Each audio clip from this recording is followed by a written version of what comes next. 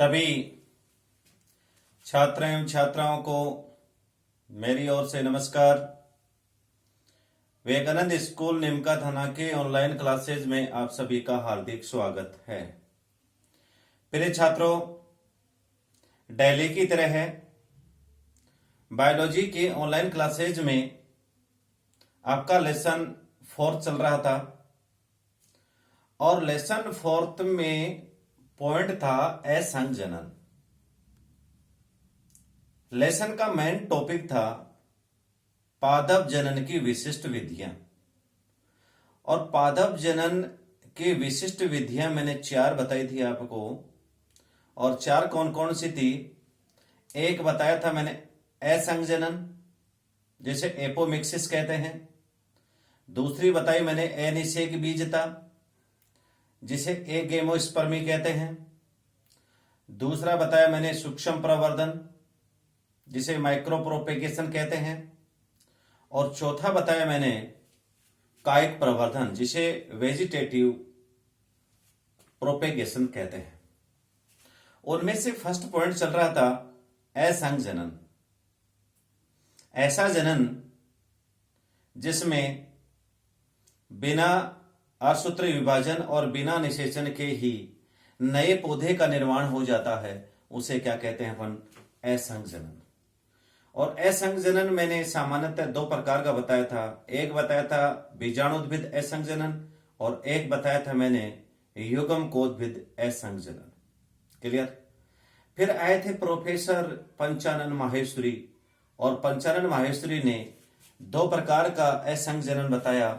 एक अनावर्ती असंजनन बताया और एक पुनरावर्ती असंजनन बताया। लास्ट में रिजल्ट ये निकल के आया कि असंजनन मुख्य रूप से 4 भागों में बांटा गया है। उसमें पहला था अनावर्ती असंजनन, दूसरा था पुनरावर्ती असंजनन, तीसरा है अपस्थानिक भ्रूणता और चौथा है कायिक असंजनन। जिनमें से अपन ने पिछले लेक्चर में 2 पॉइंट पढ़ चुके थे। 2 पॉइंट कौन कौन से पढ़ चुके थे? एक पढ़ चुका था अनावर्ती असंजनन और एक पढ़ चुके थे पुनरावर्ती असंजनन। इसका मतलब 4 में से 2 विधियां पिछले लेक्चर में कंप्लीट हो गई थी। आज अपन उन 4 में से तीसरा पॉइंट लेते हैं अपस्थानिक भ्रूणता। तो तीसरा जो प्रकार आता है वो आता है अपस्थानिक भ्रूणता, जिसे एडवेंटिव एम्ब्रियोनी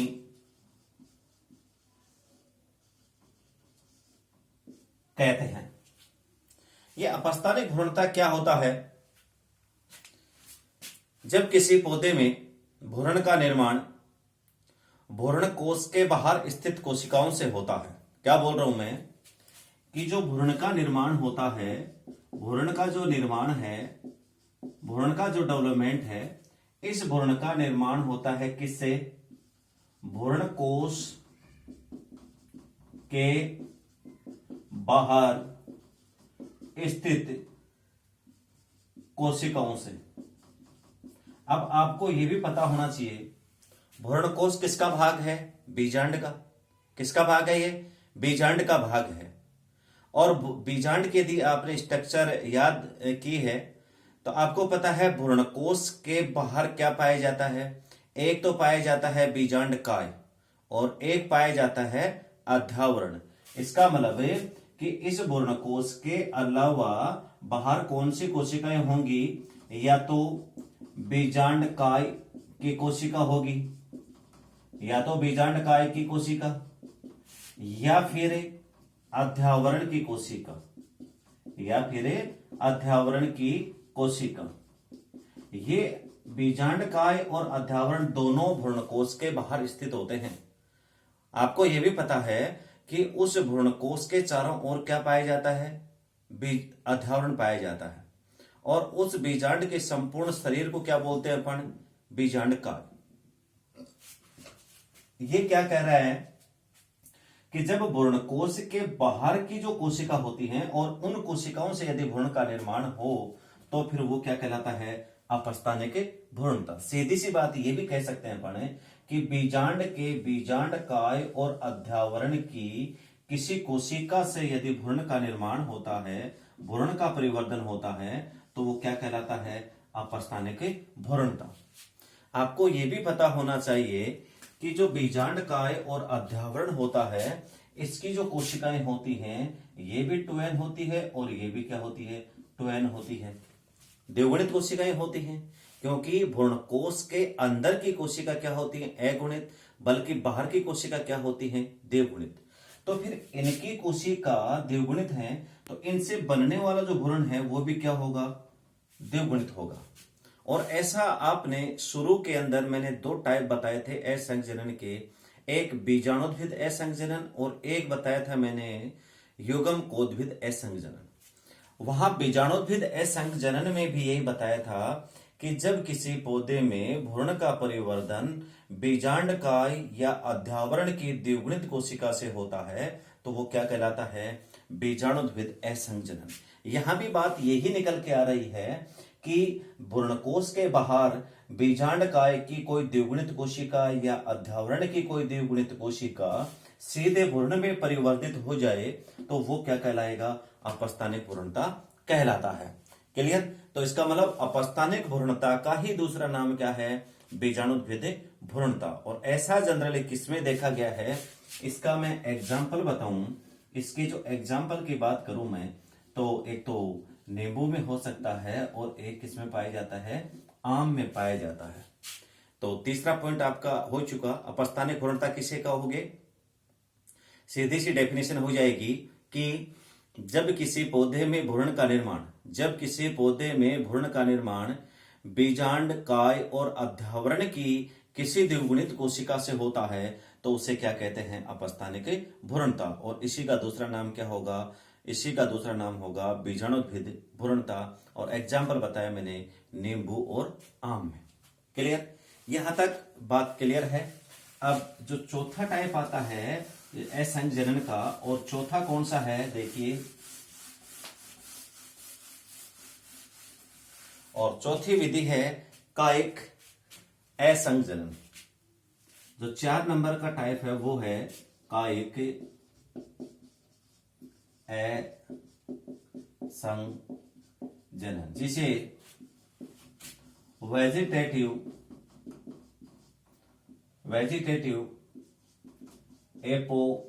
एपोमिक्सिस कहते हैं। देखिए, कायिक असंजनन किसे कहेंगे?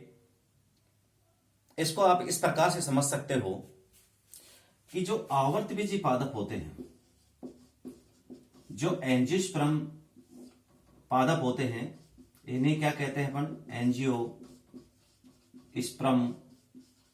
प्लांट्स। आवर्तबीजी या एंजियोस्पर्म प्लांट्स होते हैं, इनके अंदर लैंगिक जनन होता है। कौन सा जनन होता है? लैंगिक जनन। और लैंगिक जनन के लिए इनमें कौन सी संरचना बनती है? पुष्प। क्या बनती है फिर ये छात्रों? पुष्प बनती है। और पुष्प के अंदर नर जननांग और मादा जननांग पाए जाते हैं, जिनमें किसका निर्माण होता है? नर युग्मक और मादा युग्मक का। क्लियर? लेकिन कुछ ऐसे, ये तो होगी एक सामान्य प्रोसेस, ये तो सामान्य बात हो गई जनन की। लेकिन कुछ ऐसे पौधे होते हैं जिनमें पुष्प का निर्माण नहीं होता है। पुष्प का निर्माण नहीं होता है, यानी पुष्प नहीं बनता उनमें, बल्कि पुष्प के स्थान पर ये तो बनेगा नहीं, तो फिर उनमें क्या बनेगा? कुछ अन्य संरचनाएं बन जाती हैं। कुछ अन्य संरचनाएं बनती हैं। कुछ अन्य संरचनाएं बनती हैं। अब अन्य संरचनाओं के रूप में क्या हो सकता है? जैसे पत्र प्रकलिका, जिसको इंग्लिश में बुलबिल्स कहते हैं। क्या कहते हैं? बुलबिल्स कहते हैं। और ये जो पत्र प्रकलिका होती हैं, ये आपने फर्स्ट लेसन में जब कायिक प्रवर्धन पढ़ा था, उस समय ये पॉइंट आया था। किसके समय आया था? जब अपन ने क्या पढ़ा था फर्स्ट लेसन में, कायिक प्रवर्धन पढ़ा था, उस समय ये पत्र प्रकलित का एक पॉइंट आया था। ठीक है, तो उस कुछ ऐसे पौधे होते हैं जिनमें पुष्प का निर्माण नहीं होता, बल्कि पुष्प के स्थान पर अन्य संरचनाएं बन जाती हैं, और अन्य संरचना के रूप में क्या हो सकता है, पत्र प्रकलिका हो सकती है, या फिर कोई अन्य संरचना हो सकती है, कोई कलिका हो सकती है। ठीक है, अब ये जो पत्र कलिका और संरचना बनी हुई है, ये पादप के ऊपर लगी होती है। ये कहां लगी होती है, पादप पर लगी रहती है। ठीक है, पादप पर ये संरचना लगी रहेंगी, और पादप पर लगी ही जब पादप के ऊपर उपस्थित होती हैं और लगी हुई अवस्था में ये क्या हो जाती हैं, अंकुरित। क्या हो जाती है, अंकुरित हो जाती है, और अंकुरण के द्वारा एक नए पौधे का निर्माण कर देती है। नए पौधे का क्या कर देंगी, निर्माण कर देंगी। तो ऐसे जनन को क्या कह देंगे अपन, कायिक असंजनन। और ऐसा जनरली किसमें पाया जाता है, प्याज और अगेव में। इसका मैं एग्जाम्पल बता रहा हूं आपको। इसका एग्जाम्पल प्याज है व अगेव, प्याज और अगेव में। फिर दोबारा बता रहा हूं मैं, सामान्यतः अधिकांश आवर्तबीजी पौधों में लैंगिक जनन के दौरान पुष्प का निर्माण होता है, लेकिन कुछ ऐसे पौधे पाए जाते हैं, कुछ ऐसी परिस्थितियां बनती हैं, उस परिस्थिति के दौरान पुष्प का निर्माण नहीं होता है, बल्कि उस पौधे पर कुछ अन्य संरचनाएं बन जाती हैं।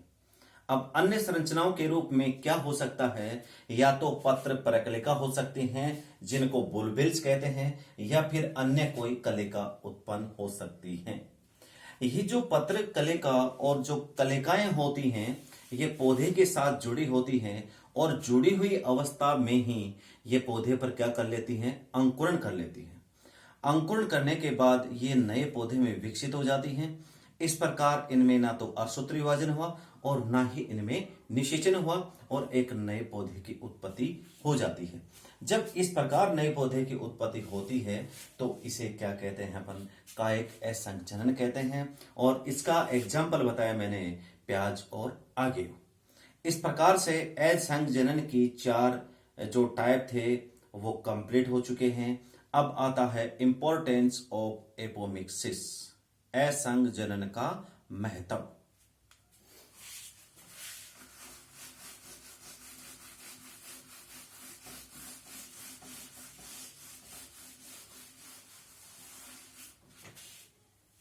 पॉइंट आता है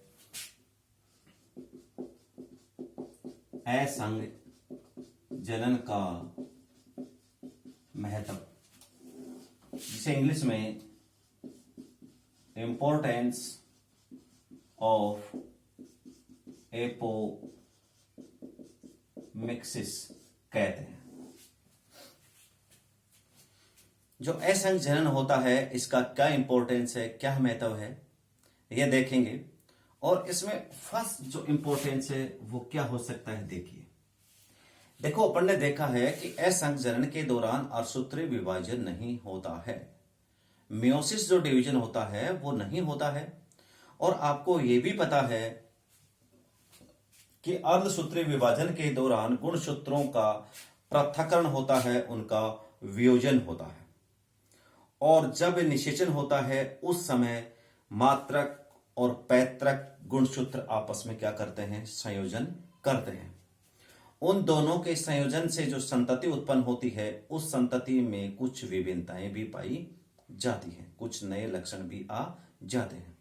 लेकिन इस जनन में अर्धसूत्री विभाजन नहीं होता है, इसका मतलब इनमें गुणसूत्रों का क्या नहीं हुआ, पृथक्करण नहीं हुआ। और गुणसूत्रों का पृथक्करण नहीं होगा तो जो नया पादप उत्पन्न होगा, जो न्यू प्लांट्स ओरिजिनेट होगा, उसमें मात्रक पौधे के लक्षण पाए जाते हैं। अर्थात तो वो नया पादप लक्षणों में एकदम अपने मात्रक पौधे के समान होता है। अर्थात इस जनन के द्वारा किसी भी पौधे की एक जैसी संततियां उत्पन्न की जा सकती हैं। तो कौन से पौधे के द्वारा उत्पन्न की जा सकती, कौन से विधि के द्वारा उत्पन्न की जा सकती हैं, असंजनन के द्वारा। तो मैं ये कह सकता हूं कि इस असंजनन में अर्धसूत्री विभाजन नहीं पाया जाता है, अर्धसूत्री विभाजन अनुपस्थित होता है। और अनुपस्थित होने के कारण गुणसूत्रों का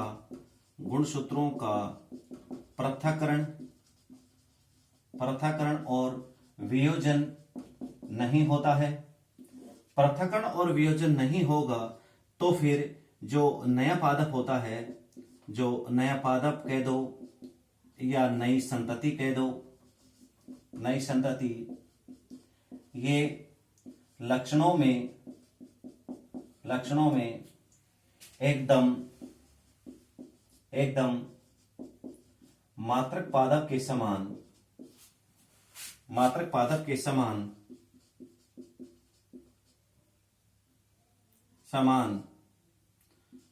होता है। तो पहला महत्व यह है कि कोई मान लीजिए कोई अच्छे लक्षणों वाला पादप है, एक अच्छी क्वालिटी का एक पादप है और वैसा ही एक नया पौधा उत्पन्न करना चाहते हैं, उसमें कोई विभिन्नताएं उत्पन्न नहीं करना चाहते, तो फिर कौन सी विधि काम में लेंगे? असंजनन विधि काम में लेते हैं। ठीक है। दूसरी विधि आती है, दूसरा जो महत्व है वो ये है कि जो असंजनन है इसके द्वारा कलोनीय संततियां उत्पन्न की जा सकती हैं। यानी इसके द्वारा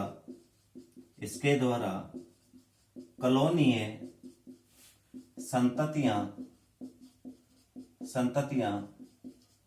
उत्पन्न की जा सकती हैं। इसका मतलब क्या हुआ? देखो, अब यहां एक नया वर्ड आया है, एक नया शब्द आया, कलोन या कलोनीय। कलोन किसे कहते हैं? एक ऐसा जीव, ऐसा पादप जो लक्षणों में अपने जनकों के समान होता है, एकदम हूबहू अपने जनकों के समान होता है, चाहे वो लक्षणों में मान लीजिए, चाहे वो आनुवंशिक दृष्टि से मान लीजिए।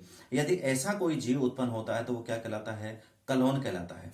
यहां पर मैंने बताया कि गुणसूत्रों का पृथक्करण भी नहीं होता, वियोजन भी नहीं होता, और वो उत्पन्न होने वाला नया पादप लक्षणों में अपने मात्रक पौधे के समान होता है, यानी एकदम हूबहू होता है, उसमें कोई भी लक्षण, कोई भी चेंजेज नहीं होता है। तो ऐसा जीव जो अपने मात्रक के समान होता है तो क्या होता है? कलोन कहलाता है। तो इसका मतलब इस जनन के द्वारा अपन कलोन संततियां भी उत्पन्न कर सकते हैं। क्लियर? फिर तीसरा महत्व यह आता है कि इस विधि के द्वारा या इस जनन के द्वारा फसले पादपों में अच्छे लक्षण को संरक्षित किया जा सकता है। तो अगला महत्व यह कह सकते हैं कि फसले पादपों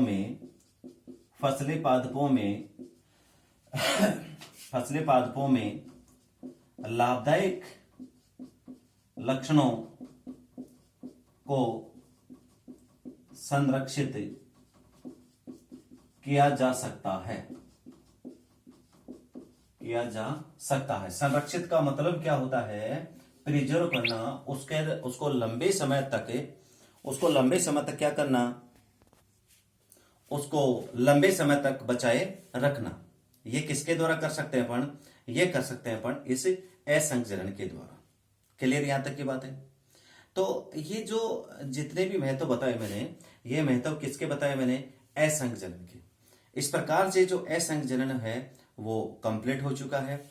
और अब आता है आपका नेक्स्ट पॉइंट, विशिष्ट विधियों में दूसरी विधि आती है, और दूसरी विधि है अनिषेक बीजता। दूसरी जो मेथड है वो है अनिषेक बीजता, जिसे एगेमोस्पर्मी कहते हैं।